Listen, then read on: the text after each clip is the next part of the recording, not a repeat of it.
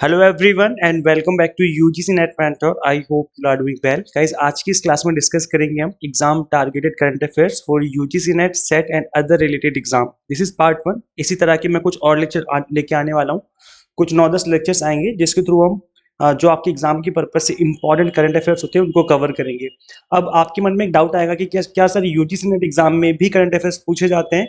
तो गाइस देखो, जिस तरह के करंट अफेयर्स बैंकिंग में और एसएससी में पूछे जाते हैं उस तरह के करंट अफेयर्स यूजीसी नेट में नहीं पूछे जाते हैं। यूजीसी नेट में जो करंट अफेयर्स आते हैं वो आते हैं हायर एजुकेशन से रिलेटेड। जो भी हायर एजुकेशन में इंपॉर्टेंट अपडेट हो रहे होते हैं उससे रिलेटेड अपडेट आपके एग्जाम में पूछे जाते हैं। इसके अलावा आईसीटी की फील्ड में क्वेश्चन बनते हैं, जैसे सुपर कंप्यूटर किस कंट्री ने बना दिया अभी रिसेंटली, इस तरह के जो क्वेश्चन है तो आईसीटी से रिलेटेड बन जाते हैं क्वेश्चन। और इसके अलावा पीपल डेवलपमेंट, इन्वायरमेंट से रिलेटेड काफी सारे क्वेश्चन बन सकते हैं एग्जाम में जो कि करंट से रिलेटेड हो सकते हैं। तो इसलिए इन टॉपिक को ध्यान में रख के, इन यूनिट्स को ध्यान में रख करके मैं आपको करंट अफेयर्स कवर करवाऊंगा। सो जितनी भी क्लासें आने वाली करंट अफेयर्स की वो कंप्लीटली एग्जाम टारगेटेड रहने वाली है। मैं इधर उधर के करंट अफेयर्स कवर नहीं करवाऊंगा जो कि एग्जाम के लिए अननेसेसरी है। मतलब एक एक क्लास आपके एग्जाम के पॉइंट ऑफ व्यू से रहने वाली है और काफी इंपॉर्टेंट रहने वाली है। सो मेक श्योर आप इन सभी लेक्चर्स को देखें। और मैं प्लेलिस्ट बना दूंगा, मैं क्योंकि आज पहली क्लास ले रहा हूँ तो मैं बता दूं कि मैं इसकी कंप्लीट प्लेलिस्ट बना दूंगा ताकि आप उस प्लेलिस्ट को एक्सेस कर पाएं हमारे चैनल के सेक्शन में, प्लेलिस्ट सेक्शन में जा करके। दिस इज अबाउट मी, जैसे कि आप सभी को पता होगा और अभी तक आपने इस चैनल को सब्सक्राइब नहीं किया है सो मेक श्योर आप इस चैनल को सब्सक्राइब कर लें ताकि आपको अपकमिंग वीडियोस के सभी नोटिफिकेशन मिलते रहें। आप हमें इंस्टाग्राम पे फॉलो कर सकते हो, यूजीसी नेट मेंटर के नाम से सर्च करोगे तो मैं आ जाऊंगा। अदरवाइज उसका लिंक भी नीचे गिवन है, मैं वहां पर भी आपको टाइम टू टाइम अपडेट देता रहता हूँ। एक क्लास जो मैं आपको रिकमेंड करना चाहूंगा, because classical square of opposition काफी इंपॉर्टेंट है आपके एग्जाम के पर्पज से। ये 5 स्टार रेटिंग का टॉपिक है। अगर आप प्रीवियस क्वेश्चन उठा के देखेंगे तो हर एग्जाम में आपको क्लासिकल स्क्वायर ऑफ अपोजिशन के ऊपर एक ना एक क्वेश्चन जरूर देखने को मिलेगा। तो इसलिए ये क्लास मेरी तरफ से रिकमेंडेड रहेगी। दिस इज फ्री क्लास और ये जो है इंपॉर्टेंट टॉपिक सीरीज के अंदर है, क्लास नंबर 16। और इस क्लास का लिंक मैं दे दूंगा, अदरवाइज मैं इस कंप्लीट प्लेलिस्ट का लिंक दे दूंगा इसी वीडियो के डिस्क्रिप्शन बॉक्स में, कमेंट बॉक्स में। आप यूट्यूब पर इस क्लास को जरूर देखें, डेफिनेटली इससे आपके 2 से 4 नंबर 100% पक्के हो जाएंगे। ओके, तो चलिए स्टार्ट करते हैं।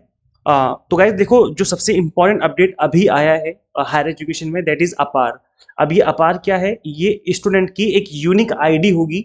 जैसे हमारा आधार नंबर होता है ऐसे ही स्टूडेंट के लिए अपार एक आधार नंबर का काम करने वाला है। एक यूनिक आईडी होगी जो कि ऑल ओवर इंडिया किसी भी स्कूल में, किसी भी कॉलेज में, कहीं भी आप एडमिशन लोगे, आप इस यूनिक आईडी का यूज करते हुए आपका जो ट्रैक रिकॉर्ड है, जो आपका जो भी आपने स्कोर किया है प्रीवियस क्लास में या जो भी आपने मार्क्स गेन करे हैं, हर चीज को यहाँ पर ट्रैक किया जा सकेगा।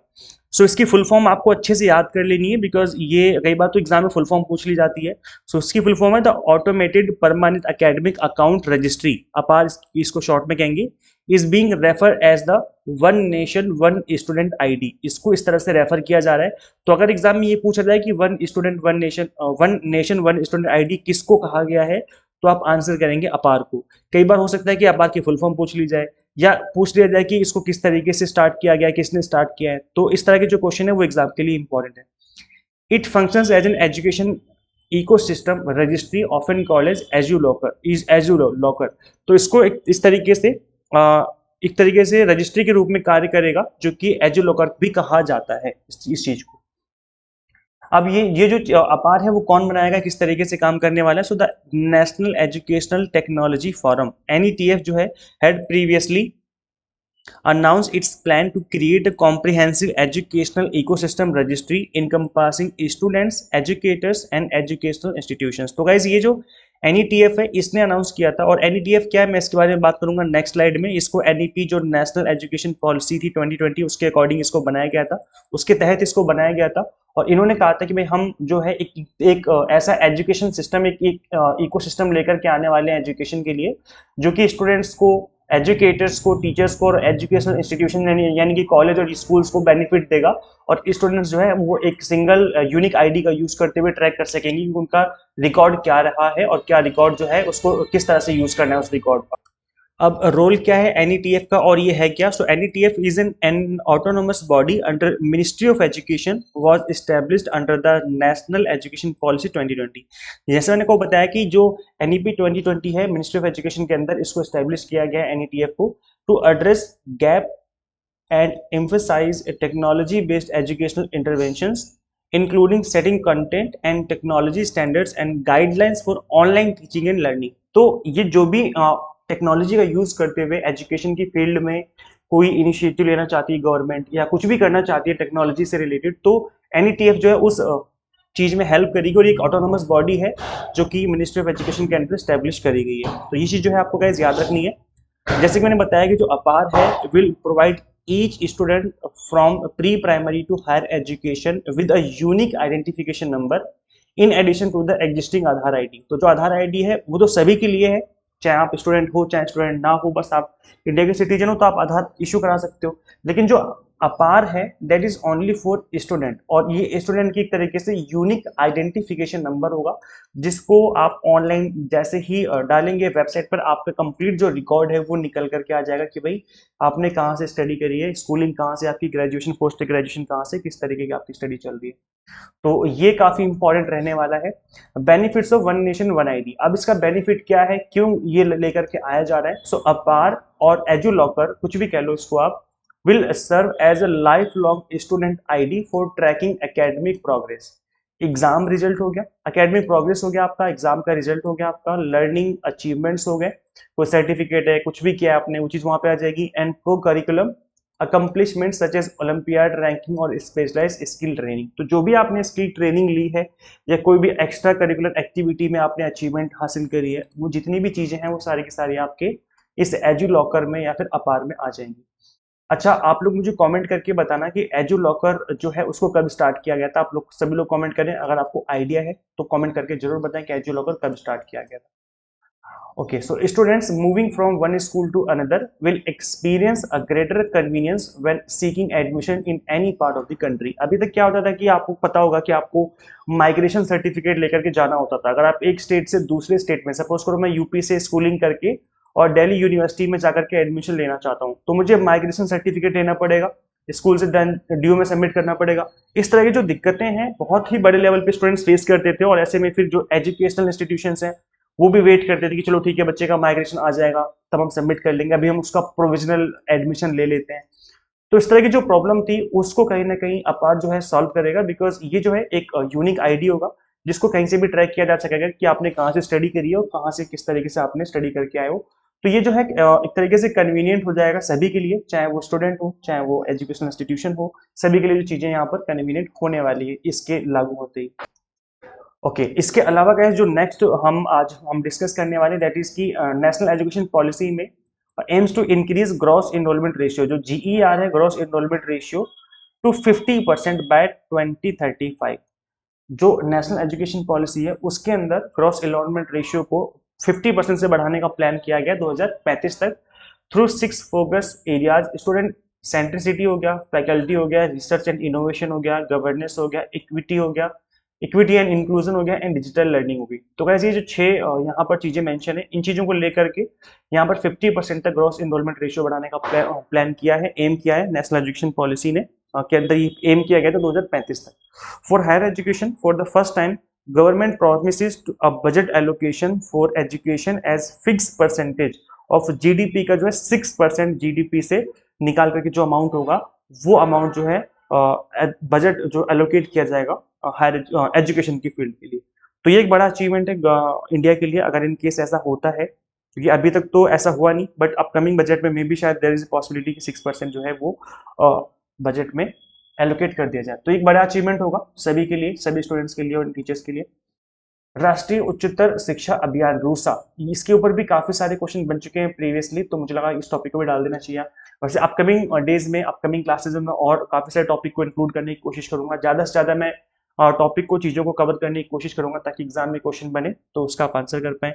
सो रूसा की पहली बात तो फुल फॉर्म याद कर लेनी है। राष्ट्रीय उच्चतर शिक्षा अभियान is a holistic scheme of development for higher education in India initiated in 2013 by the Ministry of Education, Government of India. The centrally sponsored scheme aims at providing strategic funding to higher educational institutions throughout the country. तो पूरी country के अंदर ही इस चीज को लेकर के जो रूसा है वो काम कर रही है, और ये जो है रूसा मिनिस्ट्री ऑफ एजुकेशन ने इसको एस्टेब्लिश किया था। ये एक सेंट्रली स्पॉन्सर्ड स्कीम है, मतलब सेंट्रल में जो गवर्नमेंट होती है वो इसको स्पॉन्सर करती है और ये जो है हायर एजुकेशन को फंडिंग करती है सभी स्टेट्स में। RUSA provides state higher education institutes with strategic funding. This funding is norm based and outcome based. The fund is divided in the ratio of 90-10 for special category states. मतलब कुछ ऐसे state हैं जो कि backward रह गए, जहाँ पर एजुकेशन जो है इतने बड़े लेवल पे नहीं हो पाई है, मतलब जहाँ पर इतने बड़े बड़े इंस्टीट्यूशन नहीं है, या जहाँ पर एजुकेशन जो है उस बड़े स्तर पर नहीं कराई जा पा रही है, तो वहाँ पर 90% तक फंडिंग करेगा रूसा, 10% स्टेट गवर्नमेंट करेगी, और 60-40 होगा, मतलब जो यहाँ पर रेशियो रहेगा for the general category states and 100% होगा फॉर द यूनियन टेरिटरीज। तो ये जो रेशियो है ये आपको थोड़ा याद रखना है, क्योंकि एग्जाम में हो सकता है कि रेशियो भी आपसे पूछ लिया जाए। तो ये चीज जो गाइज आपको याद रखनी है। अब देखो गाइज, जो मेरा यहाँ पर पर्पस रहेगा पढ़ाने का वो यही रहेगा कि मैं आपको एग्जाम टारगेटेड स्टडी कराऊं, जो एग्जाम के पर्पज से उन चीजों को कवर करवाऊं। तो आपसे बदले में सिर्फ और सिर्फ मैं एक चीज चाहता हूँ, दैट इज की लेक्चर्स को आपको शेयर करना है। जितने भी आप लेक्चर्स देखोगे उन सभी को आपको शेयर करना है। जिस भी ग्रुप में आप ऐड हो प्लीज आप सभी से रिक्वेस्ट है वहाँ शेयर कर दीजिए। जो भी आपके फ्रेंड्स तैयारी कर रहे हैं यूजीसी नेट के, आप उनके साथ शेयर कर दीजिए। इससे क्या होगा, इससे मोटिवेशन मिलेगी मुझे आपके लिए अच्छे से अच्छा कंटेंट क्रिएट करने में। तो ज़्यादा से ज़्यादा जितना आप शेयर करेंगे उतना ही मुझे मोटिवेशन मिलेगी। अगर आप चाहते हो कि मैं इसी तरह के लेक्चर्स फ्यूचर में और क्रिएट करता रहूँ, तो प्लीज़ आप हर जगह इस लेक्चर को शेयर कर दीजिए। जितने भी जगह आप ऐड हो ग्रुप में, या किसी भी स्टूडेंट को जानते हो जो कि यूजीसी नेट की तैयारी कर रहे हैं। इसके अलावा गाइस हमने इस preparation speed booster course start किया है for UGC net December, specially December exam के लिए ही ये कोर्स है। दिसंबर एग्जाम के बाद ये जो स्पीड बूस्टर कोर्स है वो अवेलेबल नहीं होंगे। तो अगर आप दिसंबर वाले एग्जाम की तैयारी कर रहे हो तो उसके लिए आप स्पीड से तैयारी करने के लिए स्पीड बूस्टर कोर्स ज्वाइन कर सकते हो। इसमें हमने यूजीसी नेट पेपर 1 का 1 मंथ वाला कोर्स स्टार्ट किया है और 2 मंथ वाला कोर्स स्टार्ट किया है, जो कि 26 दिसंबर तक रहेगा, मतलब टिल एग्जाम आपके पास रहेगा। यहाँ पर लैंग्वेज की तो कोई प्रॉब्लम ही नहीं है। इंग्लिश मीडियम, हिंदी मीडियम, जिस तरीके से आज का मैंने कंटेंट आपको दिया है इंग्लिश प्लस हिंदी करके, उसी तरीके से हमने कंप्लीट चीजों को यहाँ पर कवर किया हुआ है। अब इसके अंदर क्या कुछ मिलेगा मैं आपको बता दूं। कंप्लीट थ्योरी लेक्चर मिलेंगे आपको ऑल 10 यूनिट्स के अकॉर्डिंग टू सिलेबस, और टू द पॉइंट एक्सप्लेनेशन मिलेगा। आपका सिंगल मिनट वेस्ट नहीं होगा, टू द पॉइंट एक्सप्लेनेशन होगा, जो कि एग्जाम के पर्पज से इंपॉर्टेंट हो उतना ही एक्सप्लेनेशन हमने दिया हुआ है। 100 मॉक टेस्ट मिलेंगे आपको प्रैक्टिस करने के लिए, एंड पीडीएफ नोट्स होंगे जिनको आप डाउनलोड भी कर सकते हो। तो ये जो स्पीड बूस्टर कोर्सेज हैं, आपको लग रहा होगा कि इनकी फीस काफी ज्यादा रखी होगी सर ने, तो गाइस इसकी फीस हमने बहुत कम रखी है।